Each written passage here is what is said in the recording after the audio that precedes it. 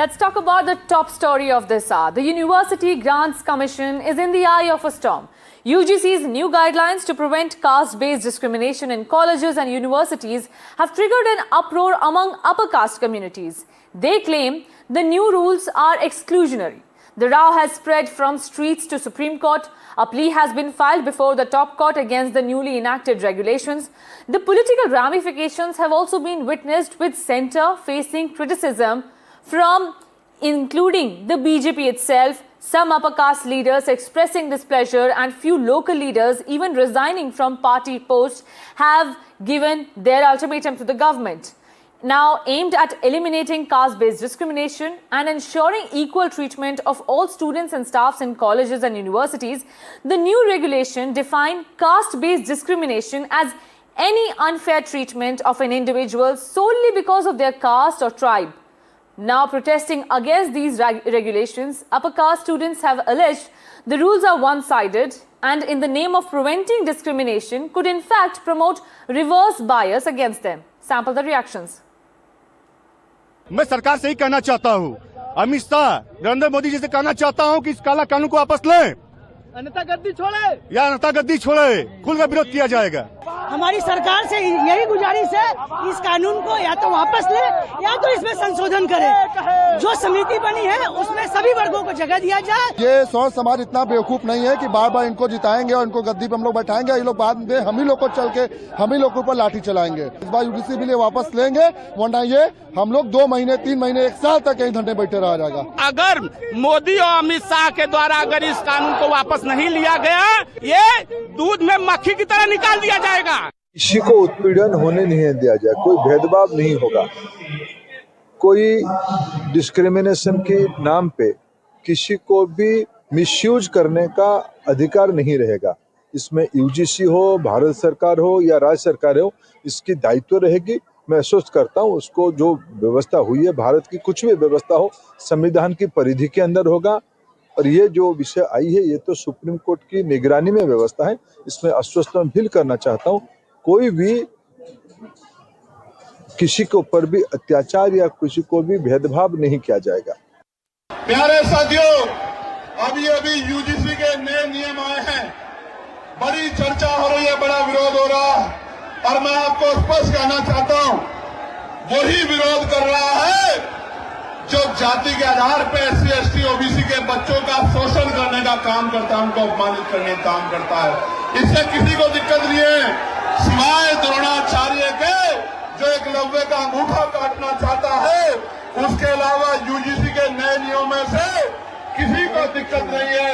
और मैं सरकार को कहना चाहता हूं, चंद मुट्ठी भर लोगों की वजह से अगर यूजीसी पे फैसला वापस हुआ तो हम 85% बहुजन समाज के लोग सड़कों पे उतर के सरकार को बताने का काम करेंगे कि हमारे बच्चों के जो जितना जो है बड़ी बड़ी यूनिवर्सिटियों में सुसाइड और तमाम तरह के अटेम्प्ट हो रहे हैं, इस अपमान को, इस दर्द को हम लोग भूलने वाले नहीं है। ये चेतावनी भी मैं सरकार को देना चाहता हूं।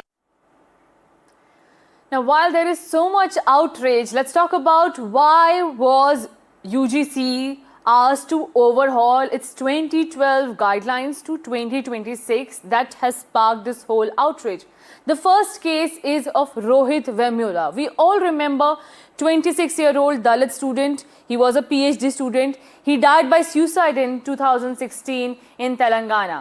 Why he did it? He was fighting against discrimination. He was expelled from his hostel, after which he was protesting against it. And then one day, he wrote in his suicide note that my birth is my fatal accident and it is one of the biggest mistakes.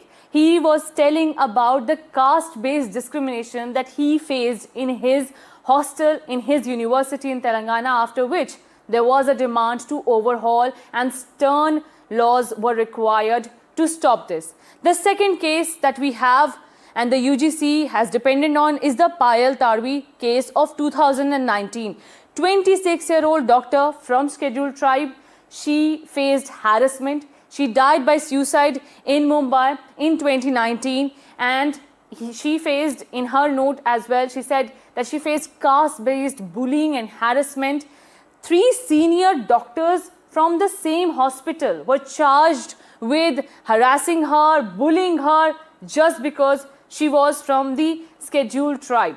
This is why the UGC has made these amendments to these new rules have come in, and now it has spread so much outrage. Let's also talk about in detail what regulations mandate and what upper caste fear. Remember, the upper caste is the one which is protesting against these new rules. Now, the new regulations mandate OBCs to join SC, ST in definition of caste discrimination. Earlier, they weren't there. Now, the upper caste fear that assumed that only upper caste will be discriminators is wrong. This is what the charge is from the upper caste side, that they think that UGC cannot presume that only upper caste is the oppressor. Next, regulation mandates OBCs included in equity panels along with SC, ST, women disabled.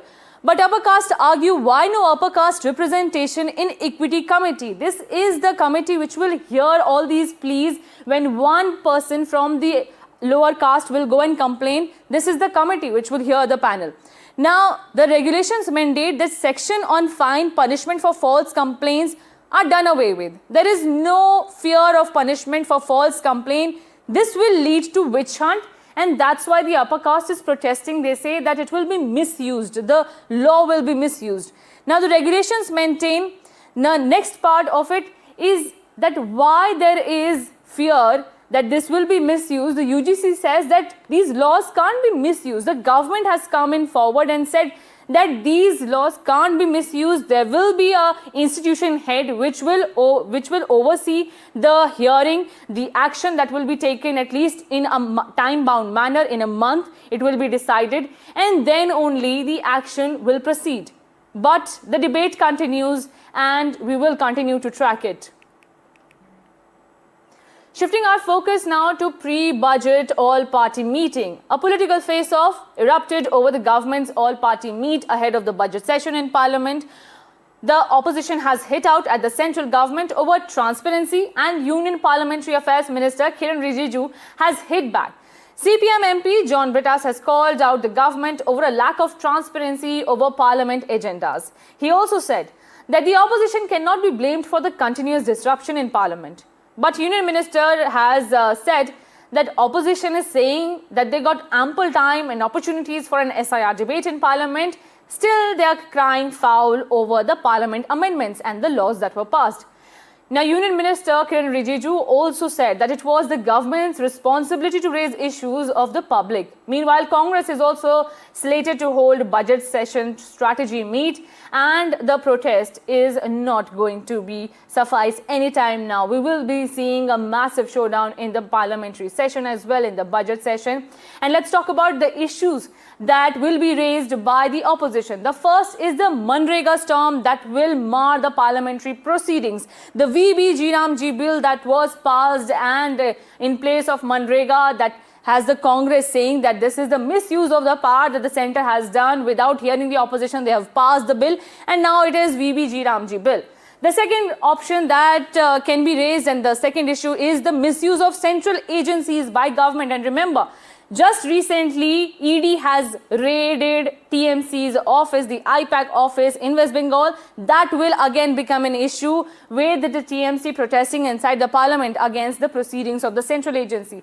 The third issue that can be raised is the farmer-related issues in various states. Remember, Maharashtra and southern states, agrarian crisis has been one of the major debates in the opposition versus centre debate.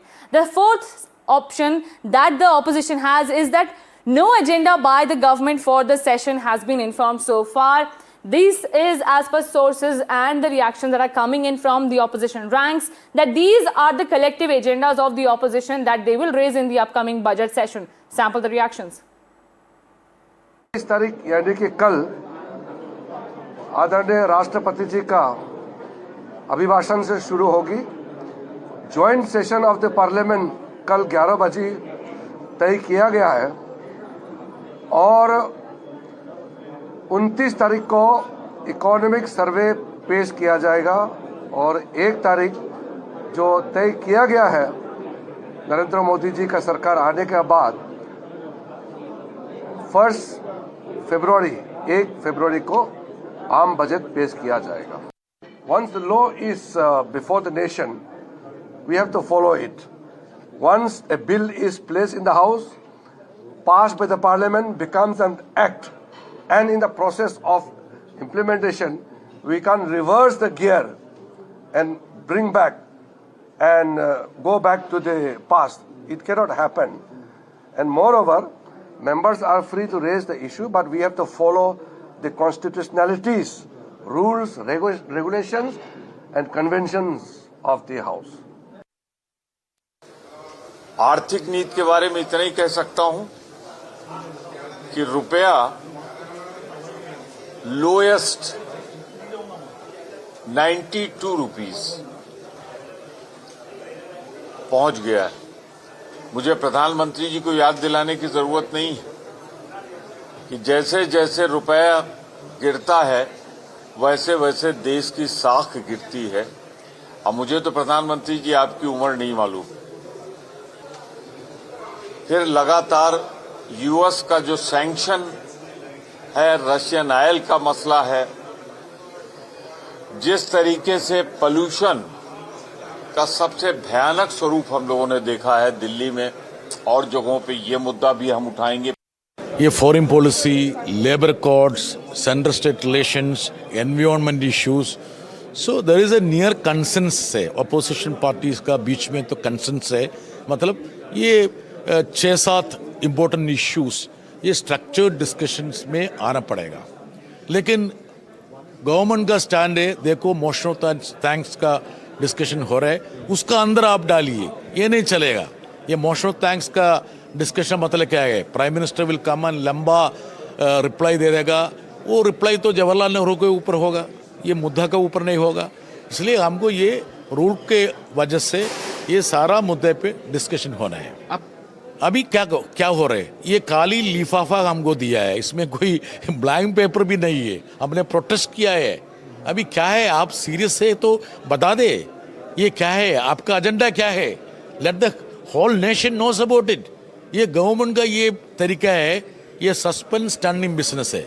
मतलब किसी को नहीं पड़ेगा, ये रात का अंधेरे में ये बिल लाके पार्लियामेंट में आएगा, बुलडोज करके पास करेगा। In a big setback for Vijay's film Jananayagan, the Madras High Court has set aside the single judge's order on giving censor certificate to the highly anticipated movie, delaying its release even further now. The Madras High Court has set aside the earlier single judge order that directed the CBFC to issue a censor certificate to Vijay's Jananayagan and has remitted the matter for a fresh hearing. The dispute arose after the CBFC delayed the certification process and subsequently subjected the film to further review, prompting the makers to move the court as the release was stalled. Now, Jananayagan, billed as Vijay's last film before he steps into politics full-time, was originally scheduled to be released in theatres worldwide on Jan 9 ahead of the Pongal festival. But just days before the release, the censor board informed the production house KVN Productions that the film had been referred to the revising committee based on a complaint by the board, and it sparked a major political row as well, with BJP and Congress jumping into it. Listen into what the producer of the movie had to say. This is quite a shocker to the entire industry because already the January month has completely lost, except for 2 films which has done reasonably okay. But whole industry was waiting for a big box office collection, and everything is lost because the film is not released. And now looks like it is going to be a long drawn political and legal journey for the film to come out. I'm saying political because this doesn't seem to be like a simple legal process alone. India and the European Union have signed the mother of all deals in national capital. India and the EU have finalized free trade agreements, marking a major milestone in bilateral ties. The deal will gradually reduce tariffs on 96% of exports from both sides. Prime Minister Narendra Modi described the pact as India's largest and most ambitious trade agreement, saying it lays the foundation for shared prosperity between India's 1.4 billion people and Europe. Meanwhile, EU President Ursula von der Leyen said the partnership goes beyond trade, enhancing security and resilience in an increasingly uncertain world, and announced the launch of the first ever India-EU security and defense partnership, marking a historic shift in bilateral relations. Listen in. एक और ऐतिहासिक अवसर है जब विश्व की दो सबसे बड़ी लोकतांत्रिक शक्तियां अपने संबंधों में एक निर्णायक अध्याय जोड़ रही है। फ्रेंड्स, पिछले कुछ वर्षों में भारत और यूरोपियन यूनियन के संबंधों में उल्लेखनीय प्रगति हुई है। साझा लोकतांत्रिक मूल्यों, आर्थिक सिनर्जी और मजबूत पीपल टू पीपल टाइज के आधार पर हमारी साझेदारी नई ऊंचाइयों तक पहुंच रही है। अपने दो करीबी मित्रों प्रेसिडेंट कोस्टा और प्रेसिडेंट फोन डेर लायन का इस अभूतपूर्व भारत यात्रा में स्वागत करते हुए मुझे बहुत खुशी हो रही है। कोस्टा जी अपनी सरल जीवन शैली और समाज के प्रति प्रेम के आधार पर लिस्बन के गांधी के नाम से जाने जाते हैं और उर्सुला जी जर्मनी की पहली महिला रक्षा मंत्री नहीं, यूरोपियन यूनियन कमीशन की भी पहली महिला प्रेसिडेंट बनकर पूरी दुनिया के लिए एक प्रेरणा है। Prime Minister, distinguished friend, we did it. We delivered the mother of all deals. We are creating a market of 2 billion people, and this is the tale of two giants, the world's second and fourth largest economies, two giants who choose partnership in a true win-win fashion. A strong message that cooperation is the best answer to global challenges. This trade will integrate further our supply chain and strengthen our joint manufacturing power. It will cut up to 4 billion euros in annual tariffs for exporters of all sizes. And it will create good jobs for millions of workers here in India and in Europe. At the same time, this agreement will build on the natural complementarity of our economies. It brings together Indian skills, services, and scale with Europe's technology, capital, and innovation. It will create levels of growth that neither side can achieve alone. And by combining these strengths, we reduce strategic dependencies at a time when trade is increasingly weaponized. The India-EU Free Trade Agreement will have biggest impact on the automobile industry. Up to 250,000 EU-made cars could see sharply lower duties benefiting brands like Volkswagen and Mercedes. Let's take a look at this report.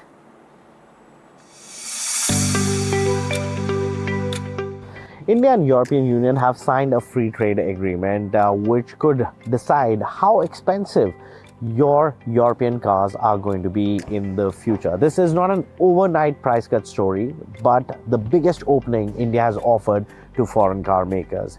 Here's what the FTA actually means. After years of negotiation, India has agreed to give European car makers unprecedented access to its tightly protected auto market. Under the proposed Indo-EU Free Trade Agreement, up to 250,000 European-made vehicles will be allowed into India at lower import duties over time. That number is more than 6 times higher than the quota India offered the UK under its trade deal. This move marks a major reset in trade relations between India and Europe, especially in the auto sector, which is traditionally been shielded by high tariffs. So how does it work in real terms? Who gets the benefit? When does it start? And why is it spread out in such a long period?